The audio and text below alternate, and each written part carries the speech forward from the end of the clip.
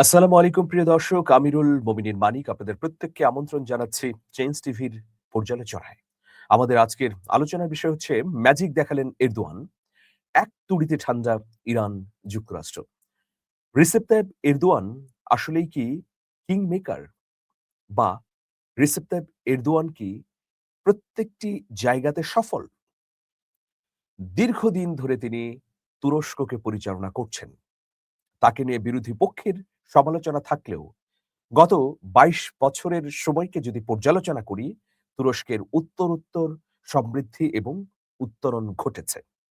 তো সেই জন্যে অবশ্যই রিসেপ তাইয়েপ এরদোয়ান হচ্ছেন মাস্টারমাইন্ড।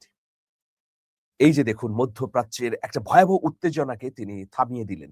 কারণ তিনি ন্যাটোর গুরুত্বপূর্ণ অংশীদার, তার সঙ্গে মার্কিন প্রেসিডেন্ট ডোনাল্ড ট্রাম্পের ভালো সম্পর্ক রয়েছে।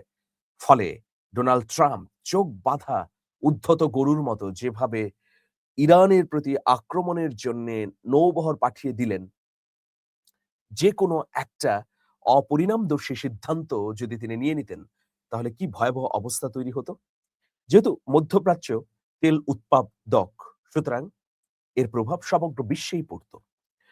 তো সুতরাং বলা যায় যে ম্যাজিকই দেখিয়েছেন এই তুর্কি নেতা। কিভাবে ম্যাজিক দেখালেন? সেই বিষয়ে আসলে আলোচনা করতে চাই। এরদোয়ানের মধ্যস্থতার পর ইরান প্রথমবারের মতো পরমাণু কর্মসূচি নিয়ে আলোচনা শুরুর ইঙ্গিত দেয়। দেশটির প্রেসিডেন্ট মাসুদ পেজেশকিয়ান আনুষ্ঠানিকভাবে আলোচনায় বসার প্রস্তুতির নির্দেশ দেন। এই ঘোষণার পর ওয়াশিংটন থেকেও আসে আশাবাদের সুর। মার্কিন প্রেসিডেন্ট ডোনাল্ড ট্রাম্প জানান, একটি সম্ভাব্য চুক্তি নিয়ে তিনি ইতিবাচক মনোভাব পোষণ করছেন। চলতি বছরের জানুয়ারিতে ইরানের সহিংস বিক্ষোভ ও সেসব দমনে কঠোর রাষ্ট্রীয় পদক্ষেপের পর যুক্তরাষ্ট্র ইরান সম্পর্ক কার্যত তলানিতে গিয়ে থাকে। পরিস্থিতি এতটাই জটিল হয়ে ওঠে যে এক পর্যায়ে সরাসরি সামরিক হামলার হুমকি দেন ট্রাম্প। সেই হুমকিকে বাস্তব রূপ দিতে মধ্যপ্রাচ্যে পাঠানো হয় যুদ্ধ বিমানবাহী রণতরী আব্রাহাম লিঙ্কন সহ একাধিক ডেস্ট্রয়ার। তবে ইরানও স্পষ্ট বার্তা দেয়, হামলা হলে তা শুধু দ্বিপাক্ষিক সংঘাতে সীমাবদ্ধ থাকবে না, বরং গোটা অঞ্চলকে যুদ্ধের দিকে ঠেলে দেবে। তেহরানের এই হুঁশিয়ারিতে মধ্যপ্রাচ্য জুড়ে নতুন উদ্বেগ ছড়িয়ে পড়ে। এই প্রেক্ষাপটে সংঘাত এড়ানোর পথ খুঁজতে সক্রিয় হয় তুরস্ক। সম্প্রতি তুর্কি পররাষ্ট্রমন্ত্রী হাকান ফিদানের সঙ্গে বৈঠক করেন ইরানের পররাষ্ট্রমন্ত্রী আব্বাস আরাঘচি। ওই বৈঠকে ফিদান স্পষ্টভাবে ইরানে যে কোনো সামরিক হামলার বিরোধিতা করেন এবং শান্তিপূর্ণ সমাধানে তুরস্কের সহযোগিতার আশ্বাস দেন। এরপর এরদোয়ান নিজেই উদ্যোগ নেন। তিনি ডোনাল্ড ট্রাম্পকে ফোন করেন এবং দুই দেশের নেতৃত্বের মধ্যে টেলিকনফারেন্সের আয়োজনের ব্যবস্থা করেন। কূটনৈতিক সূত্রগুলো বলছে এই আলোচনাই ভবিষ্যতের আনুষ্ঠানিক সংলাপের ভিত্তি তৈরি করেছে। এখন তুরস্ক আনুষ্ঠানিক আলোচনার মঞ্চ প্রস্তুতির দিকেই এগুচ্ছে। ইরানের পররাষ্ট্র মন্ত্রণালয়ের মুখপাত্র ইসমাইল বাকি স্পষ্ট কিছু না জানালেও আলোচনার অগ্রগতির দিকে ইঙ্গিত দিয়েছেন। তিনি বলেন, যুক্তরাষ্ট্রের সঙ্গে আলোচনার জন্য বেশ কিছু বিষয় চিহ্নিত করা হয়েছে এবং সেগুলো নিয়ে কাজ চলছে। শিগগিরই সিদ্ধান্তে পৌঁছানো যাবে বলে আশাবাদ ব্যক্ত করেছেন তিনি। তবে তেহরান এক জায়গায় কোনো ছাড় দিতে নারাজ পরমাণু কর্মসূচির বিষয়ে। ইরানের সুপ্রিম ন্যাশনাল সিকিউরিটি কাউন্সিলের প্রধান আলী বাঘেরি পরিষ্কারভাবে জানিয়েছেন, যুক্তরাষ্ট্রের সঙ্গে কোনো সম্ভাব্য চুক্তির অংশ হিসেবেও ইরান তাদের সমৃদ্ধ ইউরেনিয়াম অন্য কোনো দেশের হাতে তুলে দেবে না।